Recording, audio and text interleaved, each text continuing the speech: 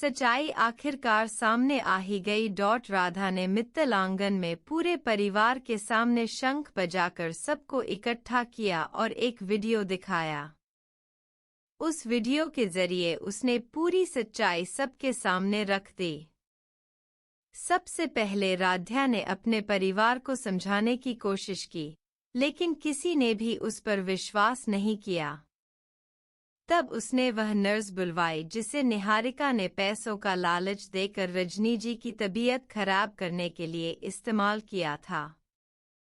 अब तक रजनी जी की बिगड़ती हालत का सारा इल्जाम राधा पर लगाया जा रहा था, जबकि सच्चाई कुछ और ही थी। असल में निहारिका ने उसी नर्स से रजनी जी को गलत इंजेक्शन लगवाए थे। आज वही नर्स मित्तल परिवार के सामने खड़ी होकर पूरी सच्चाई बता रही थी।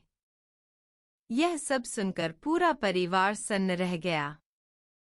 तभी प्रथम ने निहारिका से सवाल किया, मेरी माँ ने तुम्हारा क्या बिगाड़ा था जो तुमने मेरी माँ की ऐसी हालत कर दी? निहारिका के पास कोई जवाब नहीं था। वह चुप खड़ी रही।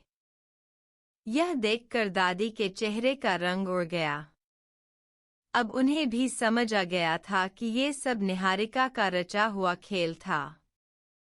तब दादी को यह एहसास हुआ कि जब सारा दोष निहारिका का था तो फिर राधा को ही बार बार क्यों जिम्मेदार ठहराया जा रहा था। यह सब भोलेनाथ की कृपा से संभव हो पाया।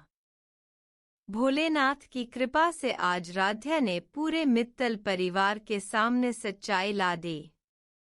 निहारिका का झूठ और उसका खेल आखिरकार खत्म हो गया। निहारिका की सच्चाई सामने आते ही मित्तल आंगन में सन्नाटा छा गया। रजनी जी की आंखों से आंसू बहने लगे। उन्होंने कांपती आवाज में कहा, राधा, अगर आज तुम हिम्मत न दिखाती तो शायद मैं कभी सच नहीं जान पाती। राधा की आंखें भी नम हो गईं, लेकिन उसके चेहरे पर सुकून था। इतने दिनों का दर्द, अपमान और इल्जाम आज जैसे हल्का हो गया था। दादी आगे बढ़ी।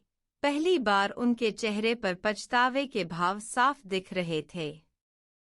हमसे बहुत बड़ी गलती हो गई राधा, दादी ने कहा, हमने बिना सच जाने तुम्हें दोषी ठहरा दिया।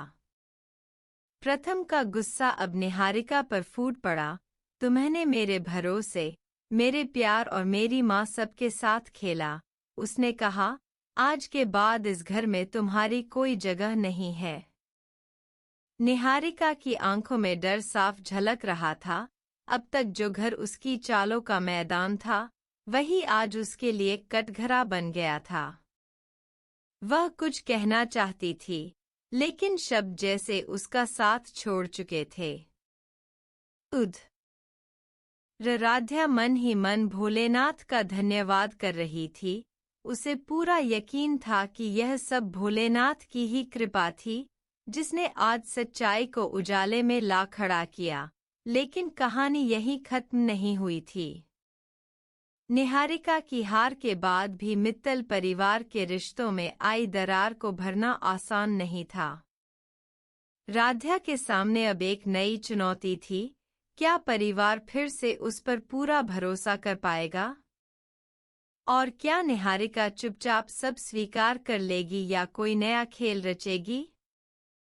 आने वाले समय में मित्तल परिवार की जिंदगी एक नया मोड़ लेने वाली थी।